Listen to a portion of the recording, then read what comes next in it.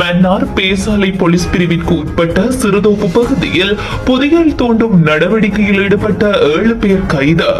Mannar Pesalai police பிரிவிற்கு உட்பட்ட சிறுதோப்பு காட்டு பகுதியில் புதையல் தோண்டியதாக கூறப்படும் நிலையில் கடற்படை அதிகாரி ஒருவர் உள்ளடங்கலாக 7 பேர் இன்று சனிக்கிழமை மாலை கைது செய்யப்பட்டு மேலதிக விசாரணைகளுக்காக பேசாலை போலீஸ் நிலையத்தில் ஒப்படைக்கப்பட்டுள்ளனர்.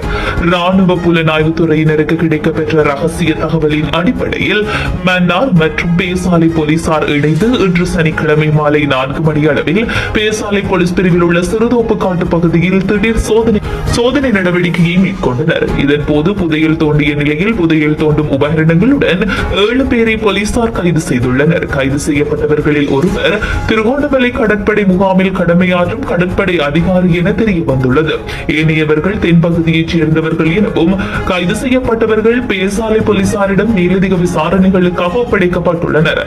மேலும் அவர்கள் பயன்படுத்திய 2 வாகனங்கள், ஸ்கேனர் இயந்திரம், மந்திர பொருட்கள் ஆகியவையும் மீட்கப்பட்டு பேசாலை போலீசாரிடம் ஒப்படைக்கப்பட்டுள்ளது. மேலதிக விசாரணைகளை பேசாலை போலீசார் முன்னெடுத்து வருகின்றனர் என்பதும் குறிப்பிடத்தக்கதாகும்.